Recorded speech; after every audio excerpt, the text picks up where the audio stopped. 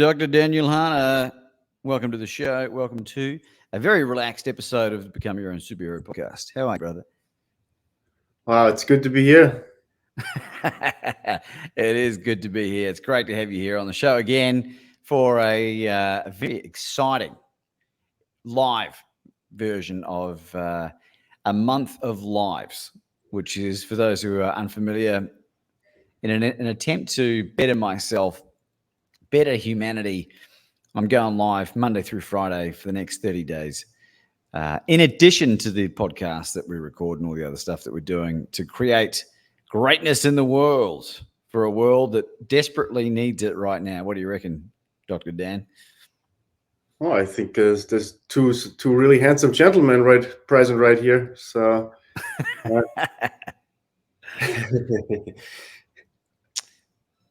we had a subject scheduled for today, Dan, and it was around the lines of dealing with major adversity and how to deal with it right now. Are you happy to go down that rabbit hole? Oh, only if people are not watching, only if it's just between me and you. But if there's anybody watching, I'm not willing to talk about that. Yeah. Well, I can't confirm or deny if anyone's going to be watching this.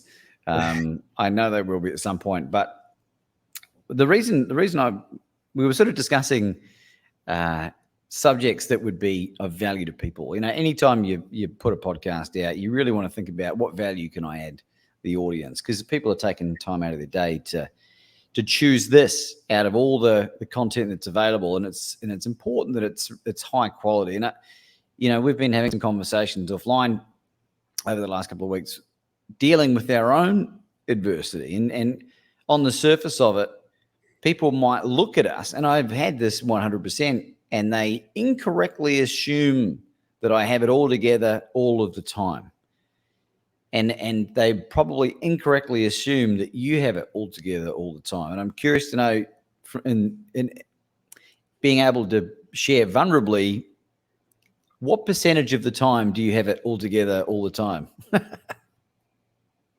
Yeah, it's an interesting question. You know, my coach Steve Hardison, he has that saying, two things can be true at the same time. And sometimes what's going on inside there is not corresponding to what's actually going on outside there. And I've been having some really cool insights over the last couple of weeks, where I've been having this internal chatter of the inner critic kind of saying like, well, what if you're not doing it right? What if you're on the wrong path? What if you're not successful enough, and all that? And then I get outside information in my life that contradicts that. So I'm so glad to be proven wrong. So glad to be proven wrong so many times. And it happened with you too one time on the previous podcast, where I wasn't feeling like I'm doing a great job with you in the interview, and I said, Laban, I'm only at 20% right now, and I don't know where the 80% is, but it's not there. And you said, dude, this was an amazing podcast. Like, people are loving it and getting really good feedback. And I'm thinking like, some things must be off here, because either I'm wrong or people out there are wrong. So, and I'm just sharing that because you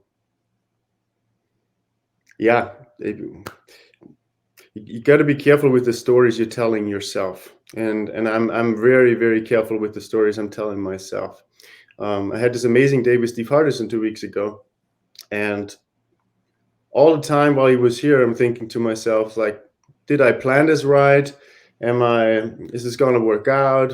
Are my friends going to be, okay with what I've created today? And I told Steve, like, all day long, I was a little nervous, and he's saying to me, what you've done to me and what you've done for me was one of the most honorable and most loving things that anybody's ever done for me. You're such a loving person. And I was feeling like, well, my heart's kind of like feels a little funny, and it feels a little collapsed, and I don't know if I'm, like all this stuff. So And I'm sharing this is because, it's be careful with how you're perceiving yourself and the value you're providing to this world. Like the value we're providing, even though life might seem the way it does sometimes, but in the grand scheme of things and how things really are, it's often very different. So I'm not sure if I'm answering your question. I think I'm going a little bit of a side tangent here, but No, it's brilliant. It's brilliant. This is the just the first-hand example of it's exactly what I'm needed to hear.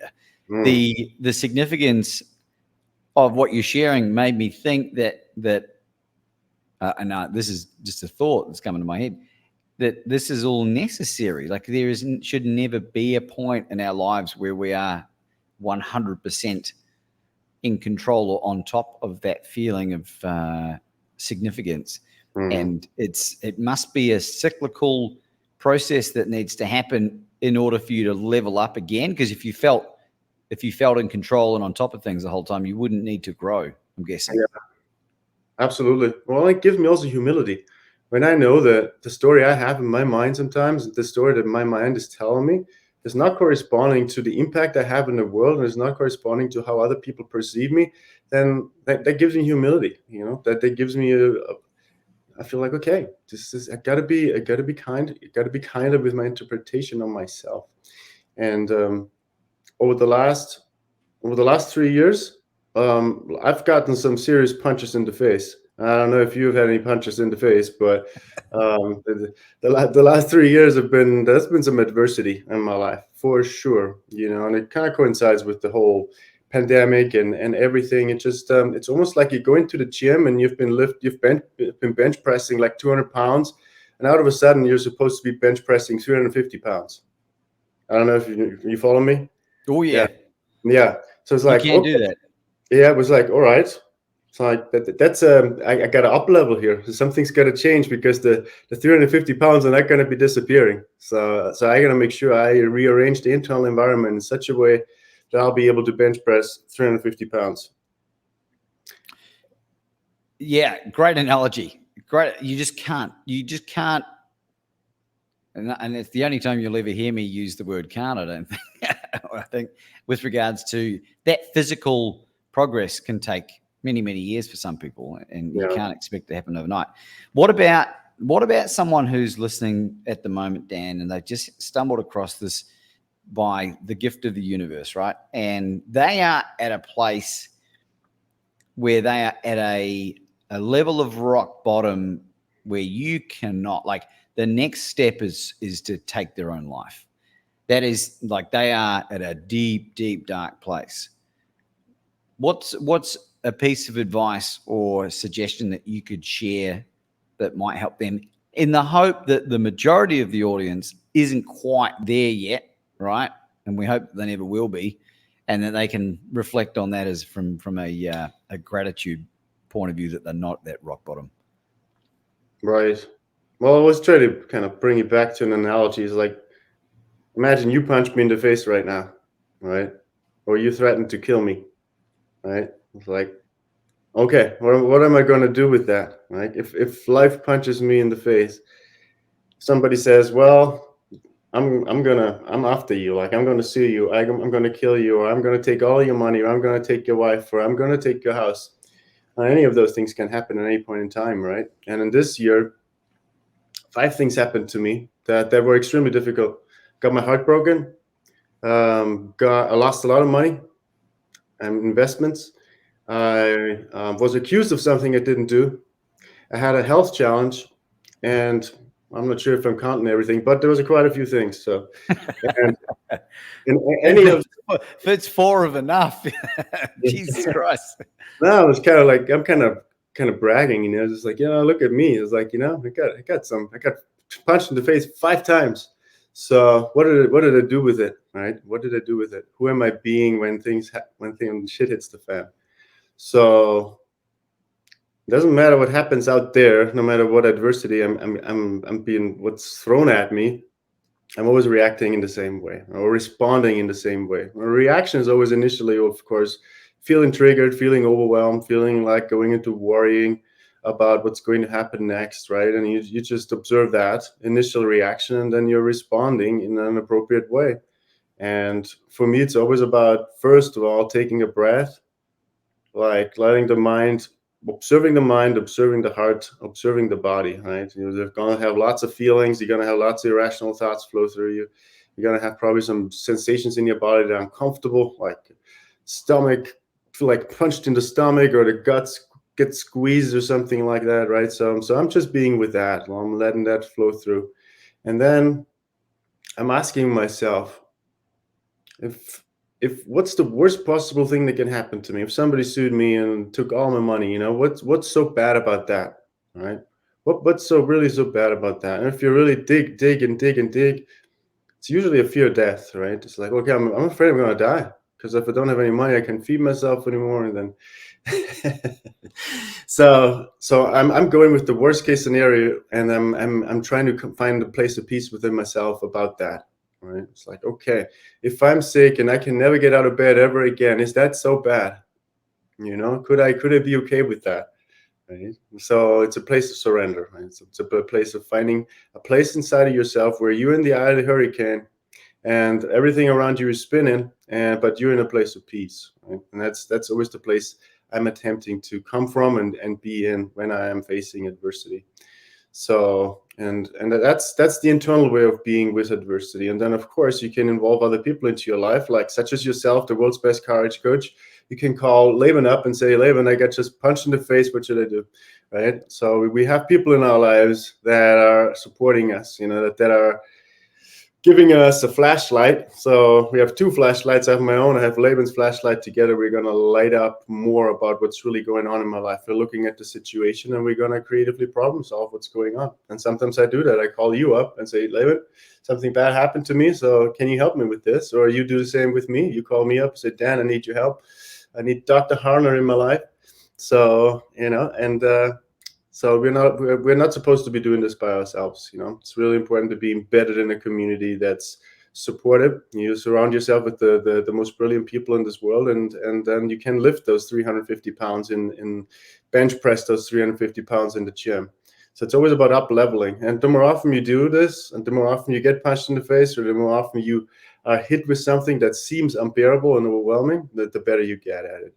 So, and I always say life's happening for you, not to you. So whatever happens to me, like the other day, I had a golf ball fly into my window because I live on a golf course.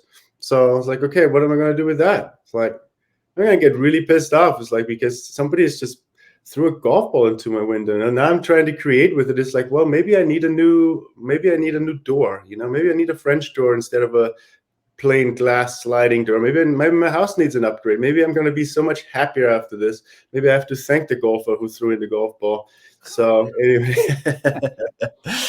but it's about creating and playing and seeing things, seeing life always from the bigger perspective, not from the tunnel vision. Oh my God, what just happened to me? Victim consciousness, but from the place of what's really going on here, and why is life happening to me right now this way? What is it telling me, and what am I creating with that? So, in a nutshell, that's what I've been doing all year, and I'm stronger now. I'm bench pressing 350 now. I'm preparing for 500, so I'm ready for more, man. Yeah, metaphorically and physically, hopefully.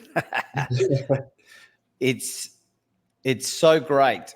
Every time we get together, Dan, and sometimes we record these and put them out into the world, I'm just blown away with your perspective on life, because it's so unbelievably humbling, and I'm so grateful for this knowledge.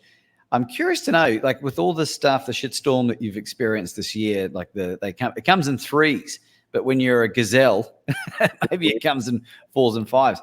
How significant, and I haven't prepped you with this question, how significant has being in the world's best mastermind been for that journey? Me being in the world's best mastermind? How significant has being in the mastermind in helping you overcome a number of these challenges, if at all? Well, to be in the mastermind is for me to be surrounded with people that run a different game than I do. So, and for me, it's about adding diversity to my portfolio in my life. So I don't want to just be surrounded with people like myself. I also want to be surrounded with people that are playing in different arenas. So for me, it's just nice to see that there's many ways of approaching life and business, and to be, to just appreciate the diversity of life. So for me, that's really the value number one for me to be in the mastermind. And I love connecting with people. I've met so many brilliant people in there, and the lifelong friendships, I would say. You've already developed lifelong friendships. So those would be the two most important things from the mastermind that I've gotten so far, and I don't think I've even gotten started yet. So because I'm in a place where I'm only able to receive maybe 15% of what's actually being offered. Mm-hmm. But all the wealth of knowledge is being present in there. So. Mm-hmm. Well, I appreciate that you're saying that, Dan, and for context, because it ties in with what you're saying about not doing this alone, right? Yeah. And because you live in Sedona and Arizona there, and which is, for people who don't know the area, it's like an unbelievably spiritual vortex of just amazing energy, and I can understand why you are there. You've got your pursuits, you've got your BJJ, and a few other things, but you spend quite a bit of your day by yourself, don't you? Particularly if you're doing like virtual coaching, consulting, Mm-hmm. and this once a month where we have between 10 to 20 people from all around the world that have all these amazing backgrounds throw these different ideas. It's helped me tremendously. And one of the things I was thinking about, Dan, in terms of managing this process is the less attached or tied to a thing I am, the easier it is. And the declaration of the world's best courage coach is simply that, right? Yeah. If I lost the podcast, if I lost my coaching practice, if I lost my ability to speak, I'd still be the world's best courage coach. And it's not like I'm working for Twitter and I've just had my job made redundant, and I worked there for 10 years and I was a Twitter guy. What are your thoughts on what I'm sort of sharing here? Well, I think your network is your net worth, right? So, and I could take everything away from you right now, Laban. I could take away your microphone, your home, your podcast, all your credentials, all your clients. I'll send you to a different island and I'll start you again from zero. And I know you'll be successful again. You'll rebuild everything, right? So because of the people the person that you've become, you just make a couple of phone calls, you rebuild yourself, right? So it's almost like you've created this invisible wealth, right? Even if it took your material wealth away completely, you'd be able to recreate that in a short amount of time, right? So that's how I see it. This is really, I think, part of what coaching is. It's really creating this invisible infrastructure, also this network of social contacts we have that are just infinitely wealth building. Wealth in a way of like inner wealth. Nobody can take that away from you. So that's how I see it. Mm-hmm. What is that thing that I've developed? Like, is there a name? Is there a phrase that you can use? Because I don't know what it is. Is there a thing? Visible. I see that. In our world, we just have tangible objects out there, right? The three-dimensional worlds, and most people run after that. But what we're dealing here with is really subtle energy. So subtle energy means like everything you've created in your mind, everything you've created in your heart. It's like all this stuff, like the Bible to say the kingdom of heaven is within you, right? You create this amazing, brilliant kingdom inside of yourself, your mind and your heart. Like these are intangible qualities that I've been working on like my whole life. Some people can see it and some people can't. And those are the gifts we bring to this world, and those are the gifts we refine, right? And they're passed on. And when you coach with somebody, when I coach with somebody, we pass on those gifts to our clients. We train them to download that information into their infrastructure.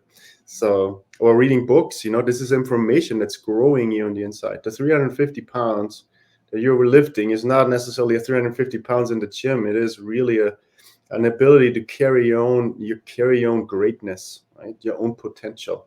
So what you have is in a way like an intangible quality that you were given and that you're refining and that you get to carry for the rest of your life, and you make something beautiful out of it. And people want to be with you because of that, right? So they're not paying you because you're wealthy. They're not paying you because you're a handsome looking dude without a shirt. You know, they're paying you because you emanate the quality of the world's best courage coach. You have this quality that just cuts through the bullshit and just gets you into action, right? That is something that you can develop. Anybody can develop as long as they have an openness to receiving that. Yeah. Well, yeah, Jesus, thanks, Dan. I love you for that. And I don't mean for these conversations between you and I to come across as like an ego fest. It certainly is not that. I hope people see what we're talking about. We're trying to talk about here because it's absolutely a learned skill, right? I think anyone can develop this, and it's part of growth. It's part of being able to put your hand up and say, I don't have all the answers.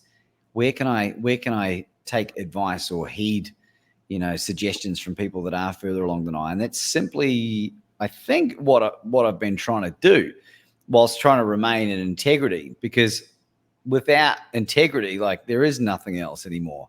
Mm-hmm. And it's fun AF being on this journey. And then you have moments where the universe kicks your ass for whatever reason, which becomes apparent, later on or much later on or immediately. And then you feel like you're back to square one. Yeah. Trying to think of a question with regards to this adversity. I think you've answered it so beautifully. I don't know if it needs more further explanations. Well, what else is on your heart right now, Daniel? Well, I can say more things about the mastermind. I think it's really great to see people communicate so well. I think communication is something that's super, super important. When you see people talk about themselves in such a masterful way, it kind of shows you like, oh my God, I can do a lot better sharing about who I am, and with such clarity and such purpose and such distinction. So I think communication is self-creation in a way. And the conversation we have with other people is also the conversation we have in our own minds as well.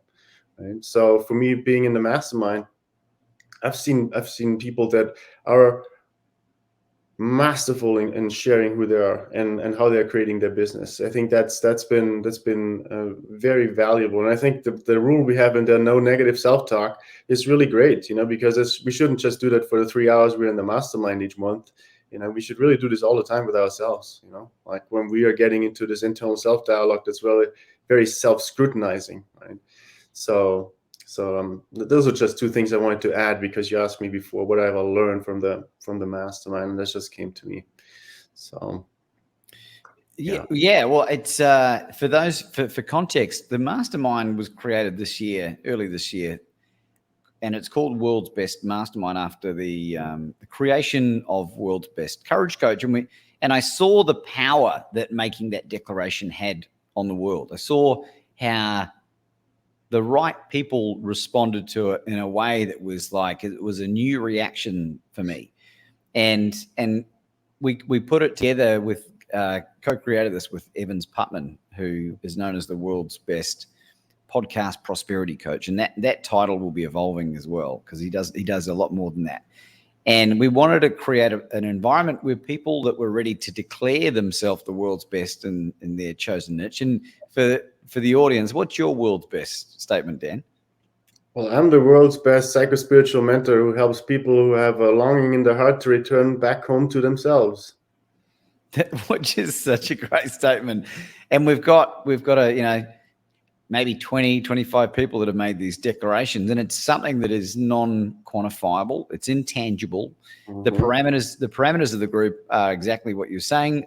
We forbid negative self-talk. And if you do slip up, you are cripplingly punished with a $10 fine that goes to a predetermined charitable organization. And interestingly, even though the number of the group are financially very abundant, no one wants to give away $10 for negative self-talk.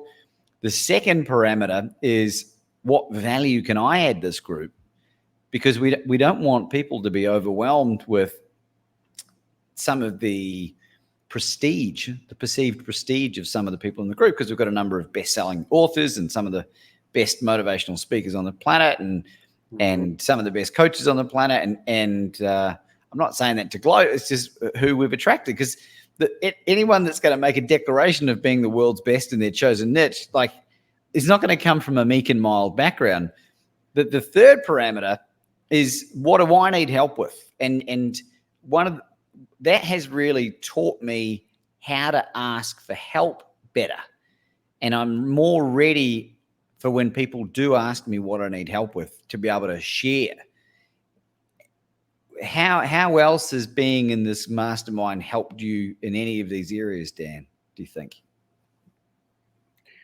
I think I'm just getting started in a lot of ways. So for me to just see other people like the world's best in like public speaking, and I still don't know how much I will be like some of the people in the mastermind, as far as they have created their gifts, like the public speaking, the podcasting, and all that. I don't know how much that will be part of my own journey. So it gives me questions to think about. Is this for me? Is this not for me?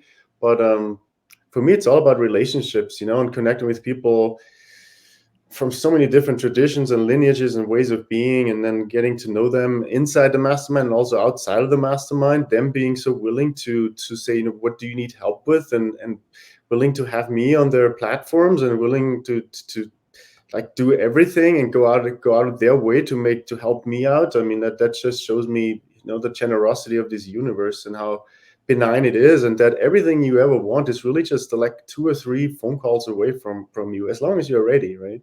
So if I ask somebody in the mastermind, I need help with this, that they're either help me with their problem, or they connect me with somebody who knows the answer to my question or my request.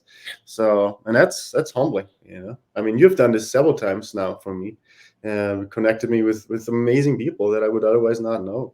So I think relationships are so underestimated. I think they're everything, because with this beautiful world we're creating, it's going to be a co-creation between lots of like-minded people that have similar intentions and have open hearts and extreme visions of what's possible, and I'm super excited about that. Mm-hmm. Yeah, well, it is great, and I've certainly been on the receiving end of so much help. It's ridiculous. Mm-hmm. Napoleon Hill, who wrote Think and Grow Rich, spoke about the power of the mastermind, and spoke about the power of 12 minds being the equivalent of a lifetime worth of learning that you would get in 1 year, mm-hmm. by being around 12 minds. And for people listening, like, mm-hmm. the mastermind is open for anyone that wants to make this declaration. And you don't have to go around and change all your LinkedIn titles and your website and stuff to the world's best. Like that's a fun thing. It's the declaration and the significance of making that declaration. But if it's something that you want to find out more about, just reach out to me through whatever medium. You're going to find me easily enough, and we can have a conversation about what that would look like, because we're always looking to diversify the skill sets. Because and it was funny when I'm talking to you early on, Dan, when you joined, and you even experienced quite a bit of imposter syndrome. And I was like, are you kidding me? Like, the people that experience you are just humbled by how much love you exude and just how measured you are. And it's just, all we want to do is create an environment where, no negative self-talk leads to no one talking poorly of other people. So it might be the one place a month that you get to share without judgment. And that, for a number of people, is really significant. That's one of the things I love about it. Mm-hmm. Laban, you're the world's best courage coach. I'm curious, adversity, how are you dealing with adversity? How does the world's best courage coach deal with adversity? Like, because I've shared my point of view, and I'm so curious, and like, what's going on for you if I were to punch you in the face right now, what would you do? Yeah. That's a great question. I was thinking about this yesterday, Dan. I was talking to my wife, Anna, who's just made a comment on there. You become the average of 5 people who spend the most time. Yes, it's very true. Jim Rohn quote. So at the end of 2019, Dan, it was the end of my first year as an entrepreneur, and it was a fucking disaster. It was a total unmitigated financial disaster for me. And I use those words only for effect, because what I was doing at the time was honing a craft I didn't know I was going to move into. And I wasn't focused on recruitment, because I wasn't in this space now as being, you know, a coach and speaker and writer and all the other stuff. And we reached a point, this is before COVID, obviously, but we reached a point where I got myself in a huge financial hole. And I was also the captain of a team of young men, sort of between the age of 14 to 18, for a cricket club back in Melbourne, Australia. And I'd been in the role for a long time, and I really loved this mentoring role. And I was still, for a 39-year-old, still in great condition, and was able to hold my own, which is pretty old for the game of cricket, right? It's like having a 39-year-old Major League Baseball. The body just can't handle it. But I remember we lost the game. It was on a Saturday. We lost the game, and we were sitting in a circle on the grass, beautiful sunny evening, one of those evenings in Melbourne that happen from time to time that are just absolutely beautiful, and sitting down and did the debrief on the game. And I said, you know what, lads, I'm running out of speeches to say to you when we lose games, but I got a whole heap stored up for when we start winning games. And I said, and I just wanted to let you know that if I'm coming across a little bit distracted or not being totally present with you, I'm just dealing with a few things right now. And my world was collapsing around my ears, like financially. The rent was behind, and there was no one to bail me out. Well, what happened, this is Saturday evening. Sunday morning, I get a phone call from a guy who is the president of the cricket club, and his son was in my team. This guy, Derek Bennett, who's an amazing guardian angel in my life. And he rang me up, and my nickname was Deutsch, right? He's like, Deutsch, you okay? And I said no, and I fucking cried. I burst into tears. And what had happened is his son, his like 14-year-old son, Ned, picked up on you know, some shit was going down with this guy, Laban, who's always upbeat and optimistic, and he could see that he'd had his ass handed to him. And he said, I don't think everything's okay with Laban. And he reached out and at the time bailed me out of a very, very challenging situation, a situation where a lesser person might have gone down the route of taking their own life. Like it was heavy and humbling. And the reason I wanted to share this story is because that will never happen again. That I will never reach a place of such despondency or desperation, because I've learned to identify the significance of having to go through this adversity. So when you ask me how I deal with it, I've learned that things are happening to me for a reason, to benefit me, not to undermine or hurt me. Although it may feel like it at the time, I understand that I need to experience these things in life in order for me to grow. And when you go through that kind of shift, and for now, it makes dealing with even the most major adversity a hell of a lot easier. Yeah. You can see the light at the end of the tunnel, even though you haven't gone through the tunnel yet. And that is something that I'm incredibly blessed for. Mm-hmm. Yeah, made you a stronger person. You've hit a bottom there. Mm-hmm. I don't know. Does that make sense? Mm-hmm. Absolutely. Felt like it did. Yeah, no, I love it. The analogy I love sometimes, when I'm going through adversity, is that I remind myself that there's this image of a mom who's doing embroidery, and there's a child below her that's looking up to her, but it doesn't see the beautiful embroidery that the mom's making. It just sees the stitches from below, and it doesn't look very beautiful, right? So in the beginning of our talk today, I said two things can be true at the same time, right? It's like the bigger picture view of something can be this beautiful embroidery that the mom is seeing and making, right? But the child below just sees this sort of imperfect, not making sense kind of picture. And sometimes when we go through adversity or a dark night of the soul where things don't seem to make sense, there is something greater going on that's being made, that's being created, that we are being part of, that we might not be able to see it. But once we grow up or once we become clearer in our minds, that's when the beauty of life will be revealed. And it includes the darker moments, it includes the shadowy moments, the places where we were despondent and even suicidal. It's like, well, I didn't understand back then why this happened to me, but now I see it all as beautiful, and it helped me to become the person that I am now, right?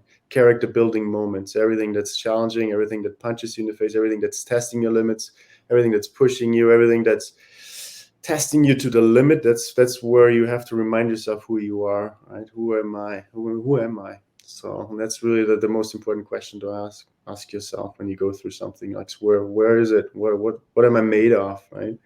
So, and then I love pictures. I love to talk in metaphors, and I love that analogy of the embroidery. So that's something that's personally meaningful to me when I go through something difficult. Yeah, that's great, Dan. And I don't know. It's at times I wonder. You learn these new techniques and ideas and philosophies on how to cope. I wonder at times, is it is it detrimental that you become skilled at managing adversity? Like, because is adversity something that you need to be crippled with fear with to take action on sometimes? I don't know. What do you make of that? You mean like because you get so skilled at becoming an expert on dealing with adversity that you might actually not benefit from having adversity in your life anymore? Right. Yeah. Like, or does the level of adversity have to get so fucking terrible that you're like, holy shit. Well, just knowing from the people that I learn from, and knowing that they're in the game they're playing in life in some ways higher than my own game I'm playing, and comparing myself to them sometimes, thinking like, well, maybe just difficult things happen to me sometimes, and adversity doesn't happen to them because they already sort of like mastered the world, but that's not true. Like adversity happens to masters, and the adversities just seem to get bigger, and the adversity and the pushes you get in life just seem to have more magnitude. And I don't think we'll ever run out of challenges, because the more you grow, the bigger the waves are gonna be that are coming your way, because you've learned how to surf the waves. So you always get bigger waves, and you're just gonna surf on higher waves. And I think that's beautiful, and that makes you feel extremely self-confident and accomplished and trusting in the divine, that no matter what comes your way, you're always gonna have support, and you don't have to do it all by yourself. I mean, you're always met. Right? And the moments of greatest despondency and adversity, sometimes when you hit rock bottom, is also when you feel the most grace. Like when you feel like, shit, I can't do this by myself, or I don't know what to do. I fall on my knees. It's like I really am at my wit's end. Sometimes you feel like the most peace. Like sometimes you feel the most serenity. Sometimes you feel like I'm held by something greater, like in the palm of somebody's hand. You just feel like, God, something's moving me through this. And that's really what faith is, right? Faith is kind of like feeling this movement from within that's not coming from a personal you, but there's something moving you, even though the adversity should actually crush you and kill you, but they're not, right? So I don't think that you'll ever run out of something, like, and I don't think you can ever get so good at that you're never going to be tested. You're just always going to be mad at where you're at. So, and that's cool. That's where miracles happen, when we turn it over to something greater. Yeah. That's where the magic is. And my coach, Steve Hardison, he prays every day in the morning that he will be faced with some adversity. So he's like, please give me something difficult so I can show the world, myself, God, that I am a powerful creator. Just bring something my way. Like, let another ex-convict come by my house and let me love him, let me it's just some crazy stuff, right? It's just like, wow, this is like a story from the Bible, it's like, wow, this is so amazing. It's like learning how to walk on water. Yeah, so cool. Mm-hmm. I had no idea he did that. I was thinking, like, what a sociopath. It's like, holy shit. So he's obviously gotten to a point where he's been doing this for a long time, and you know, I don't know if I would recommend praying for more adversity in my own existence right now. Maybe I should. It's working out pretty well, Steve. I don't know. I've never thought about that before. Well, I see it this way, you know. It's like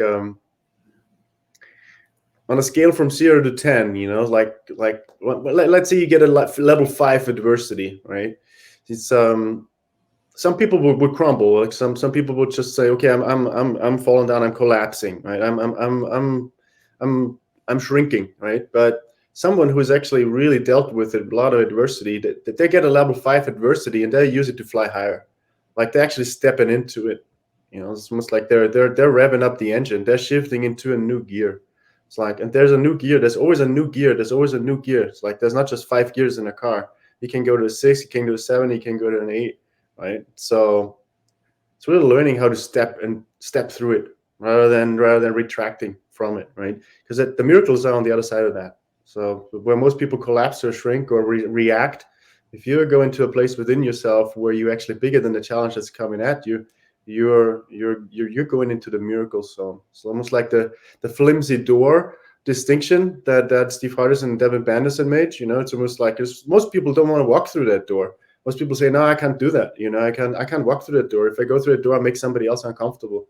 But once you walk through that door, that's where real life is. You know, that's where really the miracles happen. When we are proven wrong that we can't do something, and it's like, when we feel like this is too much for me. And that's no, it's not too much for you. It's actually, this is where God lives. This is where the greater self lives.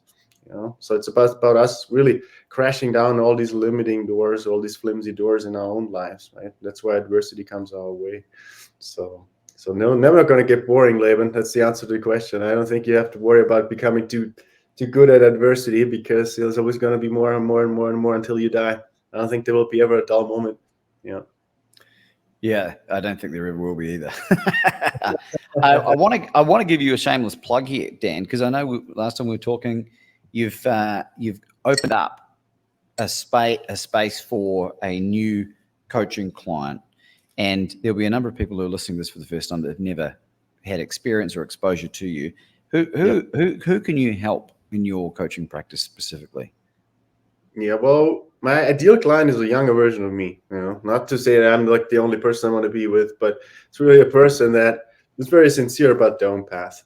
So somebody who has an urgency to return back home to themselves, right? To this place inside where there is peace. There's a place inside where you feel at home with yourself. So I love people who are making that journey back home to themselves, the most important part of their lives.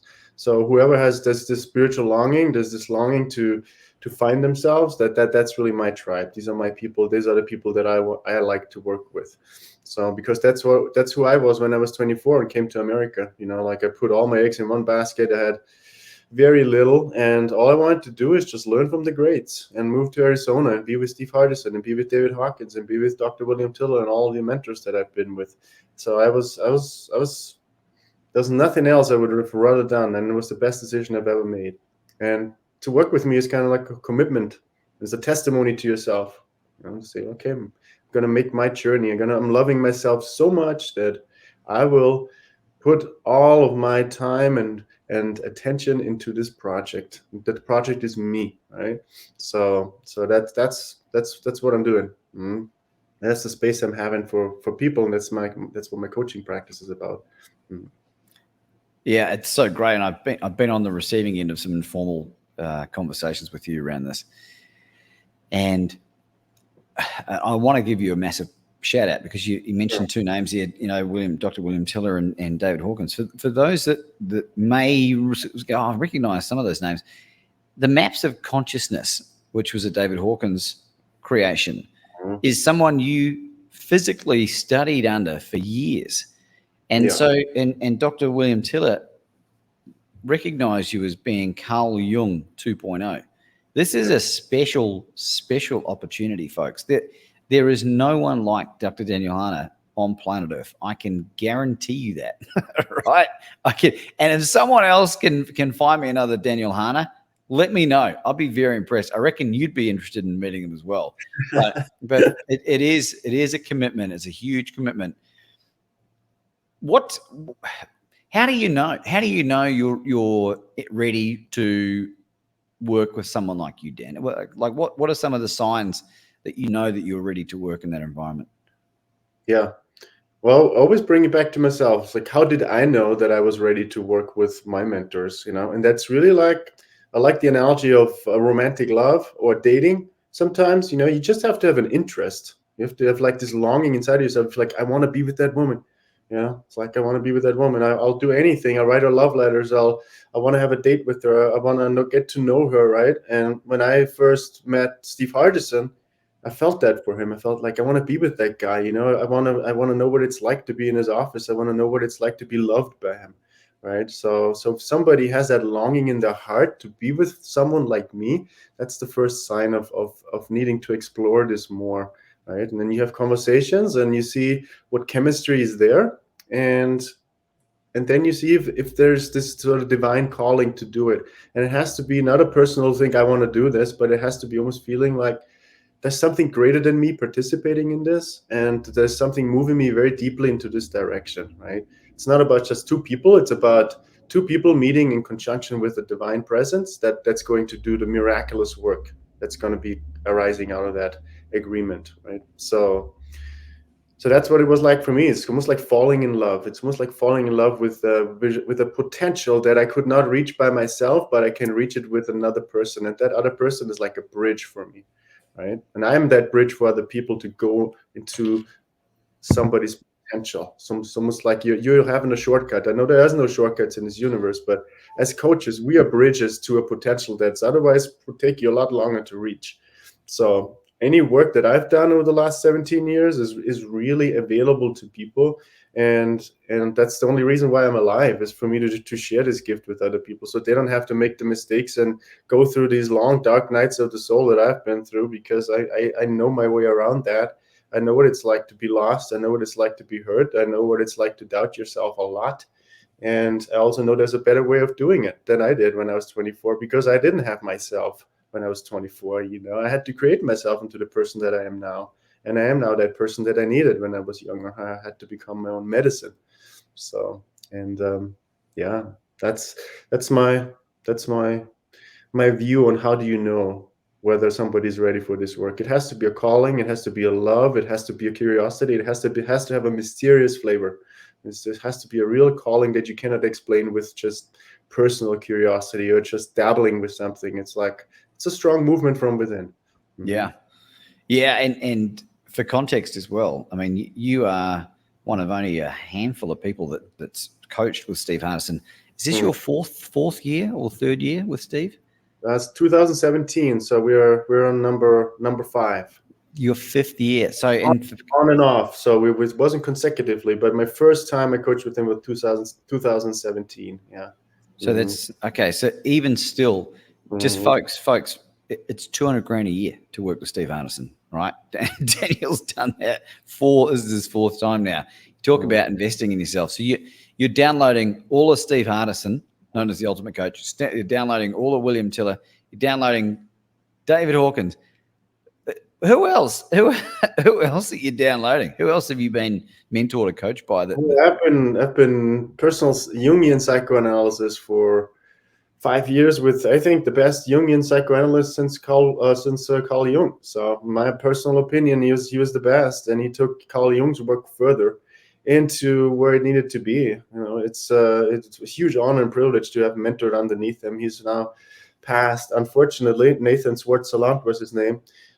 So that's been a huge influence on my life. I've been graced to study with Ron Young, an amazing healer, and just to name a few. So I've had really, really amazing people in my life, and my life's work is to bring all of these different traditions and lineages and ways of thinking together into a very new framework of combining psychology and spirituality that has never been done before. So it's going to keep me busy for the rest of my life, to unpack what I've learned from Steve Hardison in 3-5 years that I've been with him. It's going to take me the rest of my life. These are priceless gifts. They're absolutely, you cannot pay $200,000 and receive all the value. I mean, it's like, this is priceless. You can't put a number on those things. Yeah. No, you can't. Now, for people that need to find you, Dan, what is the best way? I'm not very present on social media, so unless you invite me to a conversation, you probably won't see me online. But my website is danielharner.com. Yeah, DANIELHARNER, Daniel Harner, spelled the way it sounds. I think is probably a good way to describe that. Yeah. And you've got a lot more information there for people that are curious. And it's I want to put you on the spot, Dan. We'll wrap this up shortly. I've really enjoyed this, thoroughly enjoyed this. I had an idea, concept for a book that I thought about writing, and my darling wife Anna actually came up with the idea. It was around the book being World's Best Courage Coach, and instead of me writing the majority of the book, getting people that, like you, for example, to contribute, if you wanted to, let's call it a chapter on what your experience has been with me, kind of like a chicken soup for the soul, where Mark Victor Hansen, Jack Canfield never really wrote anything, but they garnered stories from people and the impact that these acts of service gave. What do you make of that from a value add point of view? Yeah, I think it's a brilliant idea. I mean, if I had a book that people being impacted by me, it'd be a wonderful book too. And it's nice to be seen through the eyes of other people. It adds richness to who we are, right? Me seeing you through my eyes is going to add something to your life, because only I can see you the way I see you, right? So it's a brilliant idea. I think it'd be amazing. Well, here's what's even more brilliant about it, Dan. What would be stopping you from writing a book called World's Best Psycho-Spiritual Coach, if that's the term, and asking for the return? Because I know we've spoken about writing a book, and it's one of those things that'll happen when it's happened. But this way, I could think of 50 people. You wouldn't need 50. You'd need probably 15 to contribute a chapter each. Limit it to 3,000 words or whatever, and get them to comment on the impact that being in their life has had. I think that's wonderful. I think, if people are moved by this and they feel like that, if they know Daniel, if they know me, and you want to be involved in this, I think reach out for a further conversation, because you could put this together really quickly. And I think it would help people see the significance of service and how you operate from someone else's perspective. It's an angle that you couldn't talk about yourself, No, it's great. It's kind of like, reminds me a little bit about the Book of Being in a way too. I mean, there's lots of people's stories about Steve, right? Yeah. Oh, that's wonderful. It's a good idea. I never thought about that. Yeah. Well, I'm absolutely going to consider this, and the main thought process for me is, what value will it add people's life? What am I making sure that it's not an ego statement? Is it just but it's like it's kind of like putting testimonials on a website for coaching, or for speaking or whatever, but it's in a way that, using the power of storytelling and anecdotes and crochet or whatever you want to talk about, to help people see how impactful you can be, to help articulate it. Maybe, I don't know. It's just food for thought. No, I love it. I love testimonials. I mean, they always humble me. So it's amazing. That's awesome. Dan, do you have any final thoughts that you wanted to share today?